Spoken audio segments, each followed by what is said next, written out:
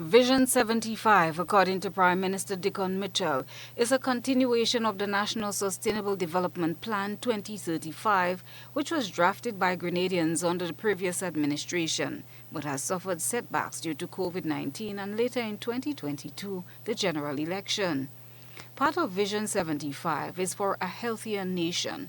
However, the Prime Minister indicated that the physical structure is not the major issue in Grenada's healthcare system, but rather the unhealthy choices individuals make. The realization of a teaching hospital in Calavini, St. George is also part of Vision 75. What's the challenges with our healthcare? Forget the hospital, forget the lack of beds, forget the ambulance. It is us. Academics, the public research, the retirement homes. You have to first understand that we live healthy lives in Grenada, that we eat healthy, we exercise, we engage in family time, we take care of our environment. And when we do that, our Vision 75 becomes a reality. But we see healthcare not just as a personal obligation to ourselves. We see healthcare as one of the main pillars for transforming Grenada's economy. Prime Minister Mitchell spoke of the linkage between agriculture, tourism, and health, highlighting the involvement and contribution of women in the industry.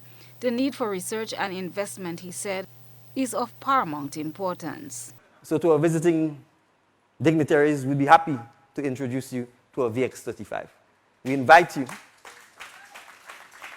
on Independence Day to visit the booths of all our agro-processors, because God has blessed us with an abundance of natural resources in our plants, in our herbs, that we have failed to exploit.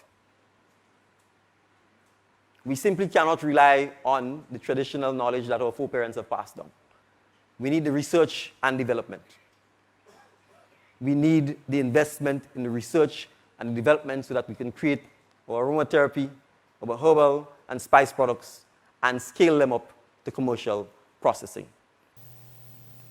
Looking at the country's nutmeg export and the minimal returns, the country's leaders cited that while Grenada cannot compete for volume on the global market, if the Grenada Cooperative Nutmeg Association strategizes properly, it can compete for value added.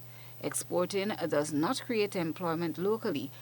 Manufacturing processes will create employment and incentivize farmers. Produce hands down the finest nutmegs.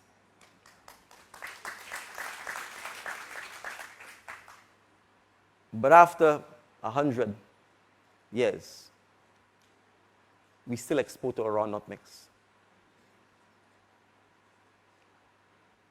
And it begs the question, does exporting our raw nutmegs actually create one single additional job in Grenada? The answer is no. So I said to the GCNA, if I was in your position, but I'm not, I would simply say, we are not exporting any raw nutmegs, period.